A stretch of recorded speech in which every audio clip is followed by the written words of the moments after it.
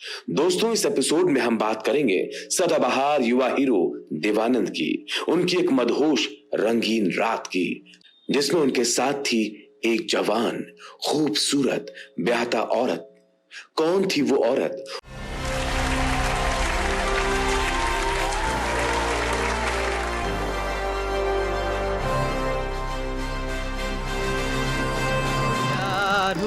इकरार हुआ है। आपके पांव देखे, इन्हें जमीन पर मत उतारिएगा, मैले हो जाएंगे। छजी में हारी चलो मान जाओ ना। डॉन का इंतजार तो 11 मुल्कों की पुलिस कर रही है, लेकिन सोनिया गाता चल ओ साथी गुनगुनाता चल।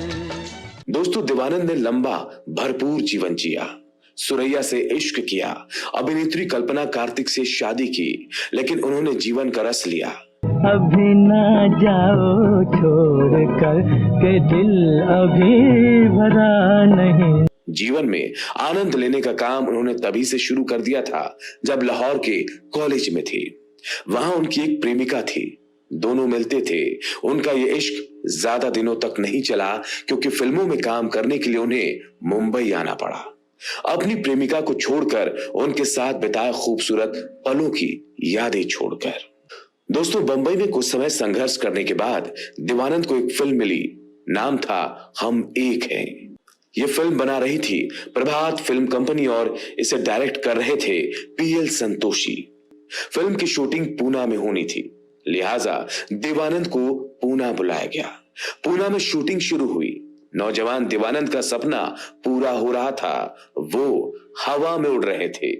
फिल्म कंपनी वालों ने देवानंद को पूना में एक गेस्ट हाउस में ठहराया था। देवानंद उसी गेस्ट हाउस में रहते थे और वहीं से शूटिंग के लिए जाते थे।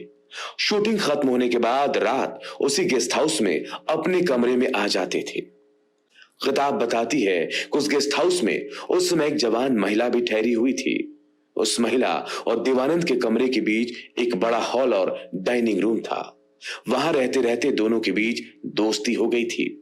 वो महिला बेहद खूबसूरत थी। उस नौजवान महिला का रंग साफ था, वो मांसल थी, थोड़ा हरे रंग का छांव लिए उसकी भूरी आंखें बेहद आकर्षक थी। गेस्ट हाउस में उस युवा महिला से देवानंद की मुलाकात रात के खाने पर होती।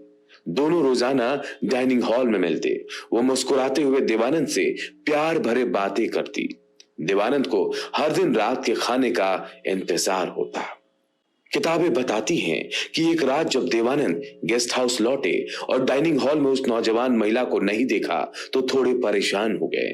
अभी वो इधर उधर देख ही रहे थे कि उस गेस्ट हाउस का कुक उनके पास आया और कहा, सर, आज रात मिस साहिबा यहाँ खाना नहीं खाएंगी।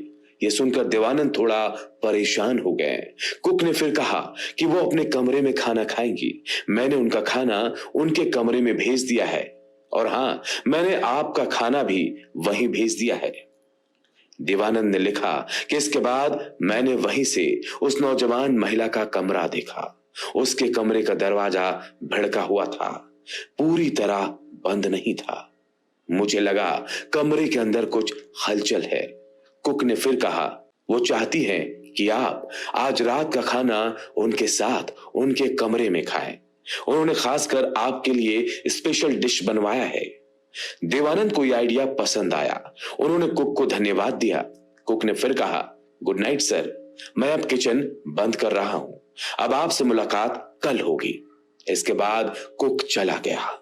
देवानंद ने देखा कि वो नौजवान महिला अपने कमरे के दरवाजे से झांक कर उनकी तरफ देख रही है। अपने लुक और बॉडी लैंग्वेज से जो कुछ भी वो कहना चाहती थी वो मुझ तक पहुंच गया था। देवानंद ने इस घटना के बारे में कुछ यूं बताया है, वो बहुत जवान थी, मांसल थी, खूबसूरत थी। उसके शरीर का इंच इंच मन में कामना जगाता था। मैं उसके पास था, वो उत्तेजित थी। इसके बाद फिर वही हुआ जो एक युवा पुरुष और युवा महिला के बीच होता है। इसके बाद कई दिनों तक दोनों के बीच नजदीकियां बनती रही। देवानंद ने उन दिनों के बारे में लिखा कि पूना के वो दिन किसी स्वप्न की तरह थे। कुछ दिनों बाद वो युवा महिला मुझसे गेस्ट हाउस के पास स्थित खेत में मिलने लगी।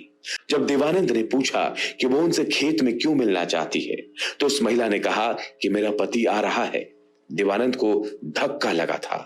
महिला ने कहा था, मेरा पति किसी और लड़की को चाहता है, हमारे बीच नाम का रिश्ता है, हमारा 5 साल का एक बच्चा है जो पंचगनी में पढ़ता है। देवानंद को लगा वो उस युवा महिला के पति को चीट कर रहे हैं।